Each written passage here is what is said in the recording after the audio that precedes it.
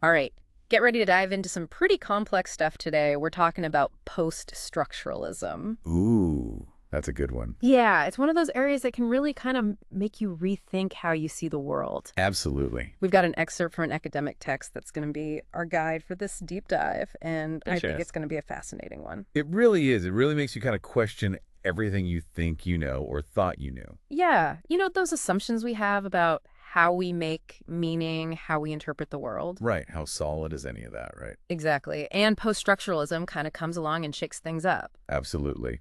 So before we go too far down the rabbit hole, the text we're using talks about this shift from structuralism to post-structuralism. Right. So it's like kind of a before and after. Yeah, it's like the evolution of thought, Exactly. and it helps to kind of lay the groundwork. Yeah, give some context. So structuralism had these big names like Ferdinand de Saussure, Claude Levi-Strauss. Right. And these are the giants in the field.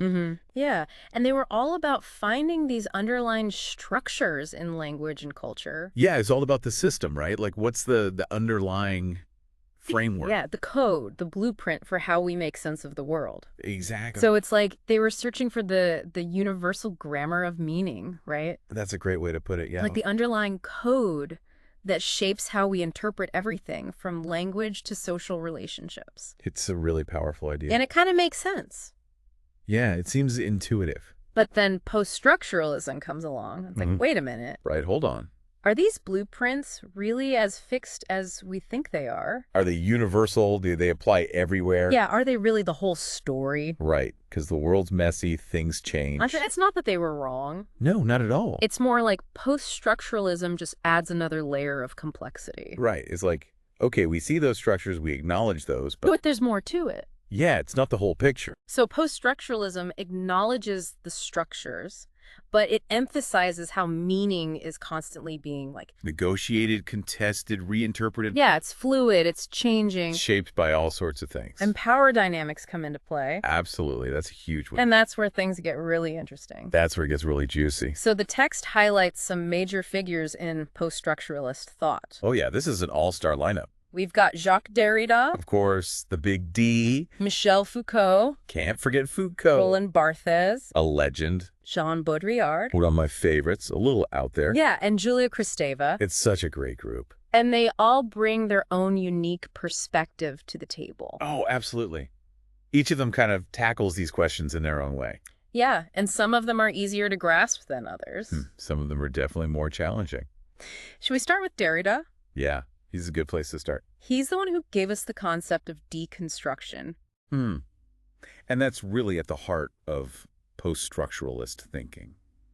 Deconstruction, I feel like I've heard that term thrown around a lot. Oh yeah, it gets tossed around all over the place. But I'll be honest, I'm not always sure I really understand what it means. Yeah, I think it can sound kind of intimidating. What does it actually mean in practice? So basically, deconstruction is all about questioning those binaries we use. Like those opposites. Yeah, those neat categories. So like good versus evil. Right. Male versus female. Rational versus emotional. Exactly. Those categories that we often take for granted. Yeah, like they're just natural. Right. Like that's just how the world is. But Derrida says, no. Not so fast. These are culturally constructed. They're not inevitable. They're not universal. And they're often hierarchical. Right. One term is usually seen as superior to the other. So it's not just about breaking things down. Right. It's not just about taking things apart. It's about understanding how those categories were created in the first place. And why? And how are they being used? Yeah, and how they might be used to reinforce certain power structures. Exactly. So it's about power. So that's deconstruction in a nutshell. Pretty much. But there's another key concept. Okay, hit me with it. This one's called difference with an A. Difference? What is that all about? It's a really important idea for understanding how deconstruction works. Okay, I'm all ears. So Derrida argued that meaning is never fully present in words themselves. What do you mean? Like the words don't have any meaning? Well, they do, but it's not that simple. Okay, I'm intrigued. It's like meaning is created through the differences and deferrals between words. So like it's relational. Yes, exactly. Meaning is always relational. And it's always kind of in process. Always shifting, never fixed. Okay, so it's like instead of thinking of meaning as something concrete. Right, like it's just there in the word. Yeah, it's more like a web of relationships and interpretations. I like that. It's a great way to visualize it. And deconstruction is about kind of teasing out those relationships. unpacking those assumptions, exposing those hidden power dynamics. That shape how we understand the world. Exactly. This is already making me rethink some of my own assumptions. That's the power of Derrida. But maybe we should move on to Foucault. Yeah, he's another big one. The text highlights his work on power and knowledge. And that is so relevant today, maybe even more so than ever before. It's all over the news, it seems like. Yeah, power is everywhere. Foucault's work is all about how power operates. Mm-hmm. But not just through force or coercion. Right. It's not just about who's in charge or who has the biggest army. Exactly. It's much more subtle than that. So how does power work according to Foucault? Through knowledge. Knowledge. Yeah, through the structures of knowledge and discourse that shape how we understand the world.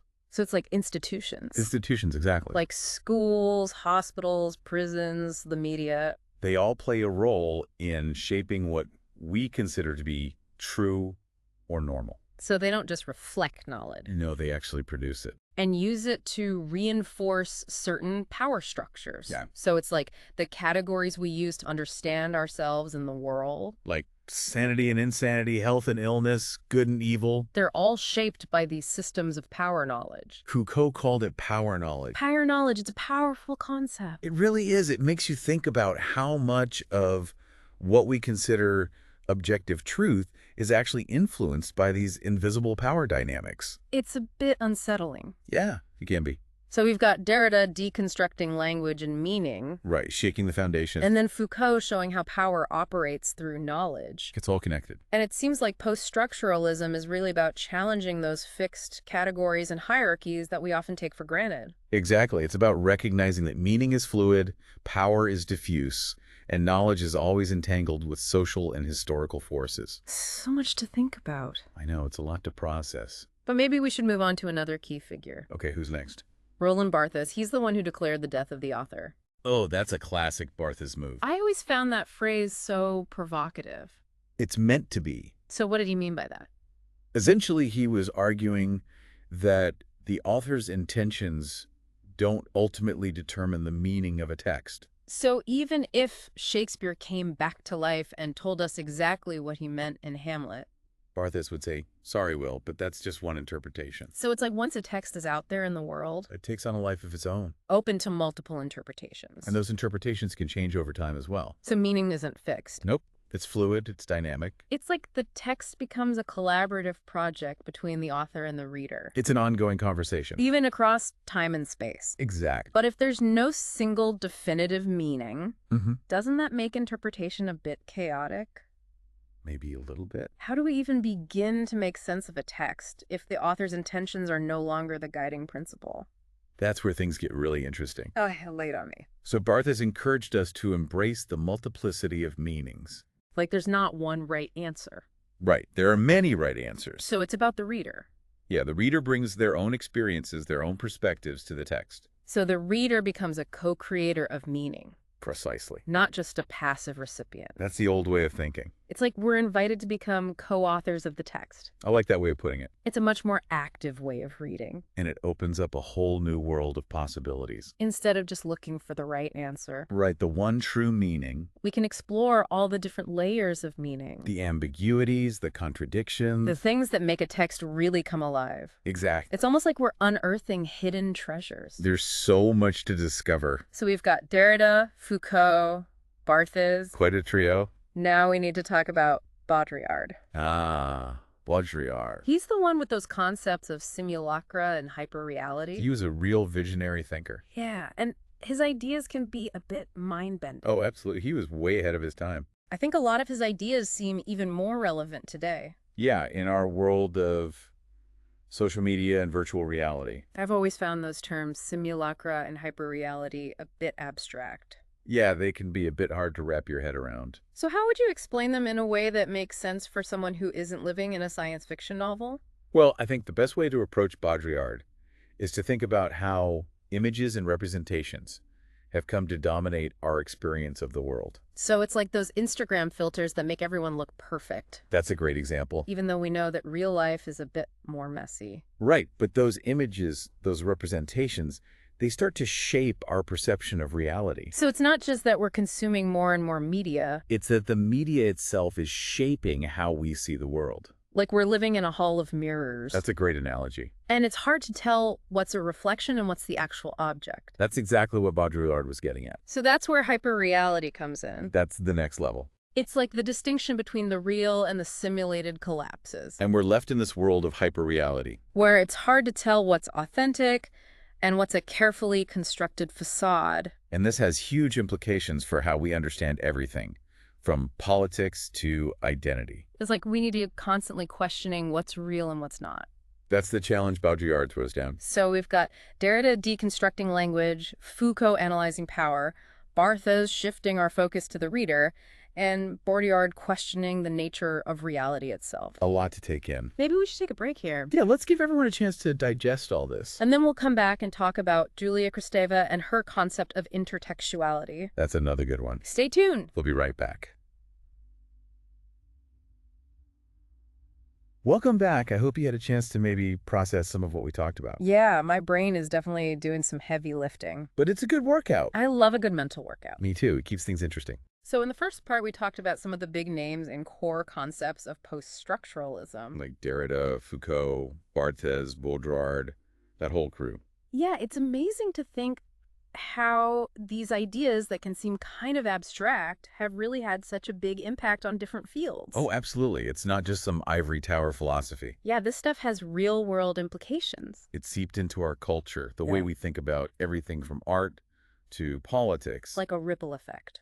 Exactly. And one area where it's had a really noticeable impact is in literary criticism. That makes sense, right? Yeah, if we're questioning the stability of meaning in general, then how can we talk about the meaning of a literary text with any kind of certainty? Exactly. It throws a wrench in the whole traditional approach. So no more searching for the author's intentions. No more looking for that one definitive interpretation. Instead, we need a whole new set of tools for analyzing literature. And that's what post-structuralism provides. So instead of looking for the correct interpretation, we're encouraged to embrace the ambiguity, the different ways a text can be read. And the play of language, that's a big one for post-structuralism. It's like the text becomes a playground for interpretation. I love that analogy. You can experiment with different readings, You can uncover those hidden meanings, those subtexts. the things that might have been overlooked with a more traditional approach. Exactly. So it's not just about the author's intentions. It's about the reader's experience. And the reader brings their own baggage to the table, so to speak. Oh, yeah.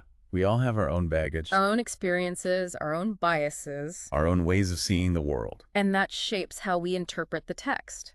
It's unavoidable. So it's like a dialogue between the reader and the text. So back and forth. And that dialogue can change over time as well. As our understanding of the world changes, as the cultural context shifts, It's all very fluid. it's dynamic, it's alive. But it's not just literature, right? No, not at all. The text mentions the impact of post-structuralism on philosophy itself. Oh, yeah, it goes deep. So how does it challenge our understanding of truth and knowledge?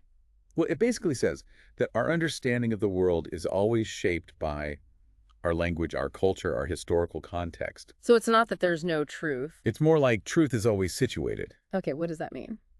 It means that truth is never absolute, never universal. But always relative to a particular perspective. Exactly. So it's like those blind men and the elephant. Oh, that's a good one. Each one feels a different part and thinks they know what the elephant is. But none of them have the whole picture. And post-structuralism is kind of like saying, hey, let's step back and recognize that we're all just feeling different parts of the elephant. And let's try to understand how those different perspectives are shaped by our own positions in the world. So it's not about giving up on truth. It's about being more critical and self-aware of how we come to know what we think we know. And how those ways of knowing might be influenced by power dynamics. Exactly. Who benefits from certain truths being accepted as universal? It's a lot to wrap your head around. Yeah, but it's important stuff. So we've talked about literature and philosophy. And we can't forget about cultural studies. Yeah, the text also mentions the impact of post-structuralism on that field. And that makes sense given the focus on power dynamics and the construction of meaning within social contexts. So how does post-structuralism help us to understand culture? Well, cultural studies looks at how culture shapes our identities, our values, our beliefs. And post-structuralism provides a framework for analyzing those processes, especially when it comes to issues of representation and power. So you might use a post-structuralist lens to analyze how women are portrayed in advertising. Or how certain stereotypes about racial groups are perpetuated in popular culture, Exactly. and by deconstructing those representations. And exposing those underlying assumptions. We can start to see how culture shapes our understanding of ourselves and the world around us. And how those understandings can be challenged and transformed. It's like we're given the tools to decode the hidden messages embedded in our culture. And to see how those messages might be reinforcing or challenging existing power structures. It's powerful stuff. It really is. And the text even mentions the impact of post-structuralism on political theory. Yeah, that might seem like a jump. But when you think about it, it makes sense. It's all connected. So how does post-structuralism inform our understanding of politics? Well, it encourages us to question the foundations of political authority, To challenge those traditional notions of power and legitimacy. to look at how political discourse shapes our understanding of key concepts like justice and freedom. So it's not just about analyzing different political systems. It's about deconstructing the language and concepts that we use to think about politics. Like a post-structuralist approach might question the idea of universal human rights. Not to say that human rights aren't important, But to examine how those rights are defined, who benefits from those definitions. and how those definitions might exclude certain groups, It's like we need to look beyond the rhetoric to the underlying power dynamics. to the hidden agendas. And that's what post-structuralism helps us to do. It gives us the tools to critically examine those systems of power that shape our world. And to imagine new possibilities. So post-structuralism has had a big impact on a lot of different fields. Yeah, it's been pretty influential. But it hasn't been without its critics. Of course not. No intellectual movement is without its detractors. And I think it's important to acknowledge those criticisms. Absolutely. We need to look at all sides of the issue. So what are some of the main criticisms that have been leveled against post-structuralism? One of the most common ones is that it leads to relativism. Like anything goes, there's no truth, no objectivity. Right, and that can be a scary thought for some people. Because if there's no truth, then how do we make judgments about right and wrong? How do we hold people accountable? How do we even have a meaningful debate if everyone's perspective is equally valid? Those are all legitimate concerns. So how do post-structuralists respond to that? Well, they argue that just because they're questioning the idea of absolute truth, Doesn't mean they're rejecting all values or ethics. it's not about saying that anything goes. It's more about recognizing that our values and beliefs are always shaped by our social and cultural context. And that those values and beliefs can be used to justify all sorts of things. So instead of clinging to the idea of absolute truth, Hmm. we need to be more critical and self-aware of how our own beliefs are formed. And how they might be used to support or challenge existing power structures. Okay, that makes sense. It's a nuanced position. What other criticisms are out there? Another common one is that post-structuralist writing can be pretty dense and jargon-filled. Yeah, I've noticed that. It can be hard to understand. Sometimes I feel like I need a dictionary just to get through a paragraph. Yeah, it can be a challenge. But is it intentional? Like, are they trying to be obscure? I don't think so. I think they're just grappling with some really complex ideas. And sometimes you need complex language to express those ideas. But there are definitely some post-structuralist writers who are more accessible than others. That's good to know. And there are plenty of resources out there that can help to unpack those more challenging texts. So it's worth the effort. Oh, absolutely. Because the insights are powerful. And they can help us to see the world in a whole new way. So don't be afraid to dive in. Just be prepared for a good mental workout. I think we've covered a lot of ground in this part. Yeah, we've explored how post-structuralist ideas have influenced different fields. And we've looked at some of the criticisms. It's been a good discussion. In the next part, We'll wrap things up. we'll reflect on some of the key takeaways and think about how these post-structuralist insights might help us to navigate the complexities of our world. I'm looking forward to it. Wow, this deep dive into post-structuralism has been, well, Intense. yeah, intense is a good word for it. Lot to process. From deconstruction to power knowledge, we've really gone deep. Derrida, Foucault, Barthes, Baudrillard. We've covered a lot of ground. It's really changed how I think about, well, about everything. I know what you mean. It's like I've got this new way of seeing the world now. A new set of lenses. Yeah, and I'm seeing all these hidden power dynamics The ways in which knowledge is constructed. and how those things shape our understanding of the world. That's really the key takeaway, I think. Yeah, to become more critical, more discerning, Not just about the information itself. but about the systems and structures behind it. Who's producing it? Who benefits from it? And how is it being used? To reinforce or challenge existing power structures. Because let's face it, power is everywhere. It's pervasive. And it's not always obvious. But it can be very subtle, very insidious. So we need to be aware of it. We need to be vigilant. It's like navigating a minefield. That's a great analogy. One wrong step, Boom. and you've bought into a whole set of assumptions that you didn't even realize were there. And those assumptions can be dangerous. They can lead us down all sorts of paths. Paths that might not be in our best interests. Or in the best interests of society as a whole. So post-structuralism gives us the tools to be more aware, more critical, more discerning. To have a mental detox. Clearing out all those toxins of uncritical acceptance. But it's not just about being critical. It's also about recognizing the fluidity of meaning. The multiplicity of interpretations.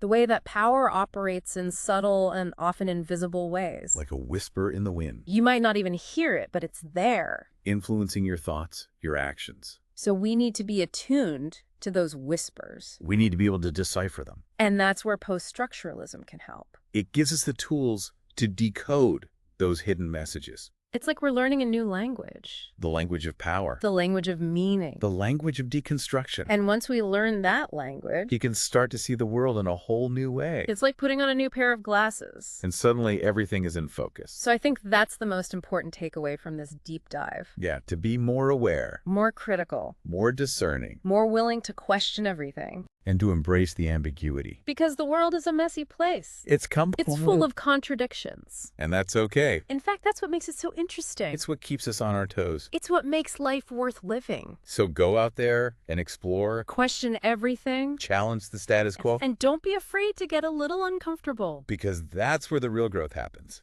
And thanks for joining us on this deep dive into the fascinating world of post-structuralism. It's been a pleasure.